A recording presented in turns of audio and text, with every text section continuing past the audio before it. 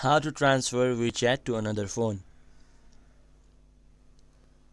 So hello viewers and welcome back to our YouTube channel, and in today's video I will be teaching you guys how to transfer WeChat to another phone. So without delaying any further, let's get started. So first of all, open the application itself.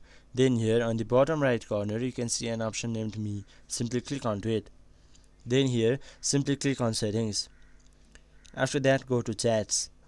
After that simply click on Chat History, Migration and Backup. Then here simply click on Migration.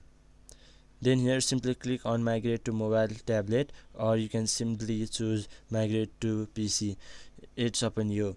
Here in my case I am using Migrate to Mobile.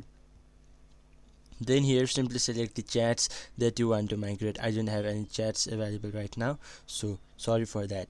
Now if you do have, then simply select the chat, then simply you could migrate your data to another phone or another device. So in this very simple way you could transfer WeChat to another phone. So hope this video was helpful for you. Until the next video, bye bye and take care.